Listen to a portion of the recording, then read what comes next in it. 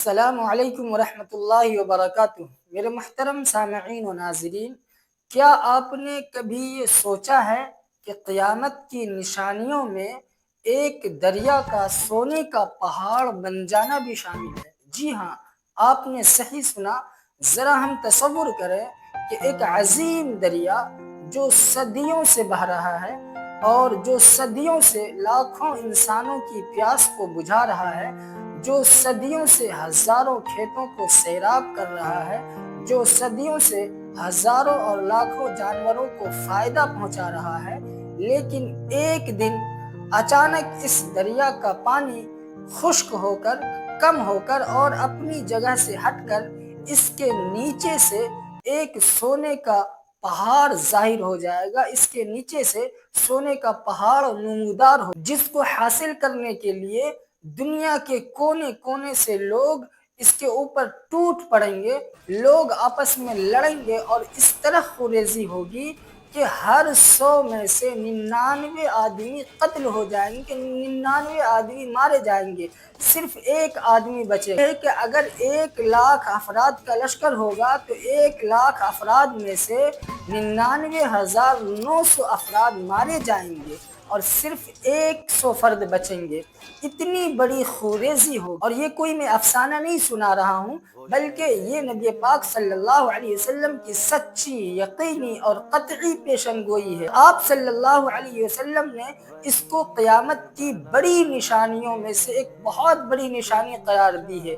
ہم سب کو یہ بات معلوم ہونی چاہیے کہ آج ہم ایک ایسے دور کے اندر جی رہے ہیں جس دور کو نبی پاک صلی اللہ علیہ وسلم نے فتنے کا زمانہ کہا تھا، اس لیے کہ آپ صلی اللہ علیہ وسلم نے قیامت سے پہلے کی بہت ساری بڑی بڑی نشانیوں کو بیان فرمایا۔ آپ صلی اللہ علیہ وسلم نے فرمایا کہ قیامت اس وقت تک قائم نہیں ہوگی جب تک کہ 30 کے قریب جھوٹے دجال کذاب ظاہر نہ ہو جائے، حتی یبعث الدجالون کذابون قریبا من 30 کلہم یزعم انہ رسول اللہ صلی اللہ علیہ وسلم، سب کے سب یہ دعویٰ کریں گے کہ میں اللہ کا رسول ہوں، میں اللہ کا رسول ہوں۔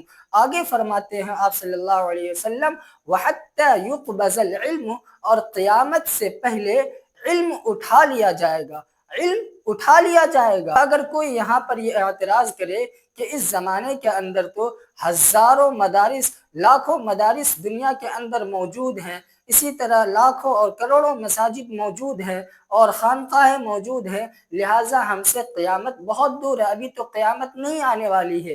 نہیں، ہمیں اس خوش فہمی میں مبتلا ہونے کی ضرورت نہیں ہے، اس لیے کہ یہاں علم سے مراد حقیقی علم ہے۔ حقیقی علم اٹھ جائے گا، سرسری علم تو رہے گا۔ بہت سارے دنیا کے اندر مدارس ہے اور ہر سال مدارس سے ہزاروں بچے فارغ ہو کر نکلتے ہیں، لیکن ان میں سے کتنوں کے پاس حقیقی علم ہوتا ہے؟ واللہ اعلم بالصواب۔ تو آپ صلی اللہ علیہ وسلم نے فرمایا کہ حقیقی علم اٹھ جائے گا، وَتُكْثَرَ الزَّلَازِلُ، اور زلزلے کثرت سے آئیں گے، آفات اور مصیبتیں کثرت سے آئیں گی۔ اور آگے فرمایا يَتَقَارَبَ الزَّمَانُ، اور زمانہ یعنی وقت بالکل قریب ہو جائے گا، یعنی وقت کی برکت بالکل ختم ہو جائے گی۔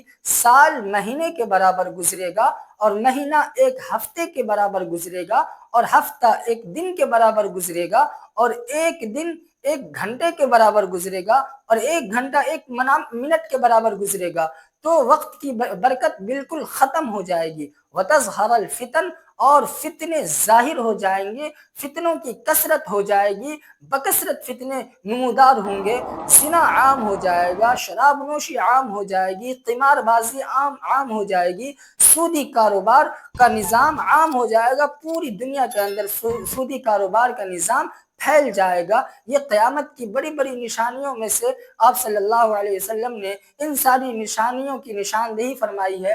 اور آگے آپ صلی اللہ علیہ وسلم نے فرمایا حتی یکثر الحرج، اور خوریزی اور قتل عام ہو جائے گا، خوریزی عام ہو جائے گی، جگہ جگہ آپس میں ہی مسلمان ایک دوسرے سے لڑ پڑیں گے۔ آج یہ ساری نشانیاں ہماری نگاہوں کے سامنے موجود ہے، اور آگے آپ صلی اللہ علیہ وسلم نے فرمایا وَحَتَّى يَتَطَاوَلُونَ النَّاسُ فِي الْبُنْيَانِ، اور لوگ عمارتوں کے بنانے میں اور اونچی اونچی بلڈنگوں، اونچی اونچی عمارتیں کو بنانے میں ایک دوسرے سے مقابلہ کریں گے، ایک دوسرے پر فخر کریں گے۔ اور وَحَتَّى يَمُرَّ الرَّجُلُ بِقَبْرِ الرَّجُلِ فَيَقُولَ يَا لَيْتَنِي كُنْتَ مَكَانَهُ، اور قیامت کی اس وقت تک نہیں آئے گی جب تک کہ ایک مسلمان دوسرے مسلمان کی قبر کے پاس سے نہ گزرے اور وہ یہ نہ کہے کہ کاش اس کی جگہ میں ہوتا، تو اس وقت تک قیامت قائم نہیں ہوگی۔ یعنی قیامت کے قریب یہ سب کچھ ہوگا۔ اور آگے آپ صلی اللہ علیہ وسلم نے قیامت کی ایک بہت بڑی نشانی کی نشاندہی فرمائی ہے۔ آپ صلی اللہ علیہ وسلم نے فرمایا حتی تطلع الشمس من مغربها، کہ سورج مغرب سے نکلے گا، مشرق کے بجائے مغرب سے نکلے گا۔ فاذا طلعت ورآها الناس آمنوا اجمعون، جب سورج مغرب سے پچھم سے نکلنے لگے گا تو لوگ اس کو دیکھ کر ایمان لے آئیں گے، لیکن ایسے وقت میں ایمان لانا کسی شخص کو بھی ذرہ برابر فائدہ نہیں ہوگا۔ اسی طرح قیامت کی بہت ساری بڑی بڑی نشانیاں ہیں کہ دجال کا خروج ہوگا، پھر حضرت امام مہدی رضی اللہ تعالی عنہ کا ظہور ہوگا، پھر امام مہدی اور دجال کے درمیان مقابلہ ہوگا، لڑائی ہوگی۔ دوران جنگ حضرت عیسیٰ علیہ السلام کا آسمانوں کے اوپر سے دمشق کے مشرقی مینارے کے قریب نزول ہوگا، پھر حضرت عیسیٰ علیہ السلام دجال کا تعاقب کریں گے، دجال کا پیچھا کریں گے، تعاقب کرتے کرتے باب لد کے قریب پہنچ کر دجال کا خاتمہ فرمائیں گے۔ اسی طرح یاجوج ماجوج کا خروج ہوگا۔ تو یہ قیامت کی بہت ساری بڑی بڑی نشانیاں ہیں۔ ان ساری نشانیوں میں سے کئی نشانیاں تو ہمارے سامنے ظاہر ہو چکی ہیں، ہمارے سامنے وہ ساری نشانیاں پوری ہو چکی ہیں۔ تو ان بڑی نشانیوں میں سے ایک نشانی یہ بھی ہے کہ قیامت کے قریب نہر فرات، دریائے فرات کا پانی کم ہو کر وہاں ایک سونے کا پہاڑ نمودار ہوگا، سونے کا پہاڑ ظاہر ہوگا، اور لوگ اس کو حاصل کرنے کے لیے دنیا کے کونے کونے سے اس کو اوپر ٹوٹ پڑیں گے اور آپس میں یہ لڑ پڑیں گے۔ حضرت ابو ہریرہ رضی اللہ تعالی عنہ کی یہ حدیث ہے۔ حضرت ابو ہریرہ رضی اللہ تعالی عنہ فرماتے ہیں آپ صلی اللہ علیہ وسلم نے فرمایا لا تقوم الساعة حتى يحسر الفرات عن جبل من ذهب، کہ قیامت اس وقت تک قائم نہیں ہوگی جب تک کہ سونے کے ایک پہاڑ سے دریائے فرات پیچھے نہ ہٹ جائے، یہاں تک دریائے فرات اپنی جگہ سے ہٹ کر اور سونے کے پہاڑ کو ظاہر نہ کر دے اپنی جگہ پر، اس وقت تک قیامت قائم نہیں ہوگی۔ یقتتل الناس علیہ، لوگ اس کو حاصل کرنے کے لیے آپس میں لڑ پڑیں گے۔ فیقتتل من کل مئۃ تسعۃ وتسعون، جب لوگ اس کو حاصل کرنے کے لیے اس کے اوپر ٹوٹ پڑیں گے تو ان ہر 100 افراد میں سے 99 افراد مارے جائیں گے۔ وَيَقُولُ كُلُّ رَجُلٍ مِّنْهُمْ لَعَلِّي أَكُونُ أَنَا الَّذِي أَنْجُو، ان میں سے ہر شخص کو یہ امید ہو شاید بچ جانے والوں میں سے کہیں میں ہی ہوں، تو اس امید پر لوگ ایک دوسرے کو قتل کریں گے۔ اور یہ جو نہر فرات ہے، یہ نہر فرات یہ آج بھی ملک عراق کے اندر موجود ہے۔ یہ دریا مختلف ممالک سے ہو کر اس کا پانی گزرتا ہے، ملک شام، ملک عراق، ملک کویت اور اسی طرح ترکی، ان سارے ممالک سے ہو کر یہ دریا گزرتا ہے، اور اس دریا کی لمبائی تقریباً 2780 کلومیٹر بتائی جاتی ہے۔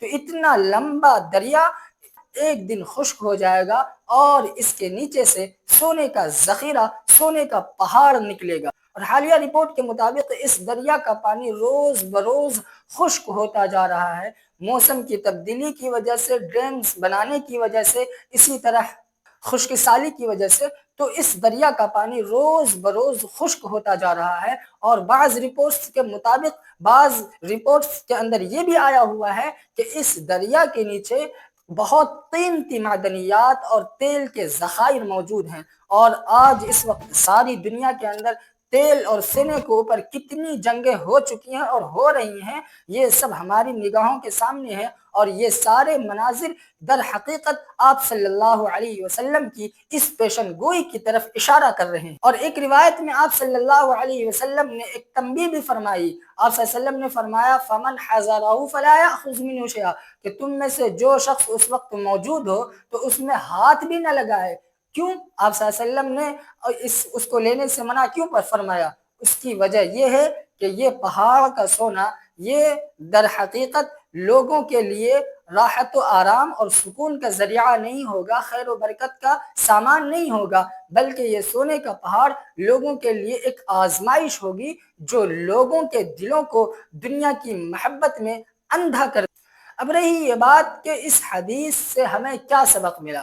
اس حدیث سے ہمیں دو سبق ملے، دو نصیحتیں ملی۔ نمبر ایک کہ دنیا کی محبت سے اپنے دل کو پاک و صاف کرنا ضروری ہے، اور صبر کا دامن تھامے رکھنا ضروری ہے۔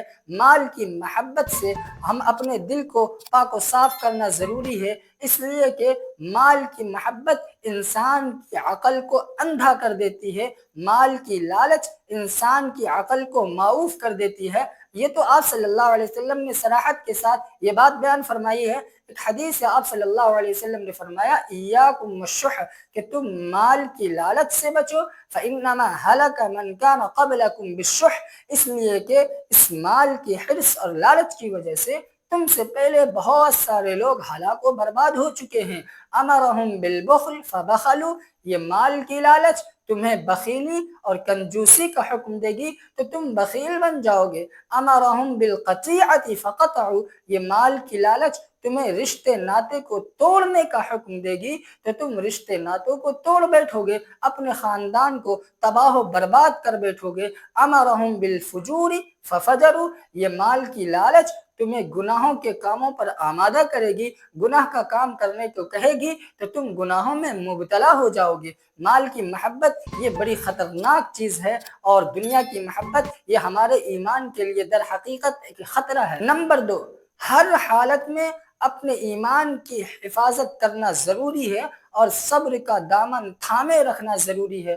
خاص طور پر اگر فتنے کا وقت آ جائے تو فتنے کے وقت میں انسان کے لیے سب سے بڑی کامیابی ایمان کی حالت میں مر جانا ہے۔ اس حدیث سے ہمیں یہ دو سبق ملے کہ ہم اپنے دل کو مال کی محبت اور دنیا کی محبت سے پاک و صاف کریں، اور ہر حالت میں ہم اپنے ایمان کی حفاظت، اور اس بات کو یاد رکھیں کہ آپ صلی اللہ علیہ وسلم کی ہر بات 100% سچ ہے، یقینی ہے، اور آپ صلی اللہ علیہ وسلم نے جو دریا کا سونے کا پہاڑ بن جانے کی خبر دی ہے وہ ضرور واقع ہو کر رہے گا۔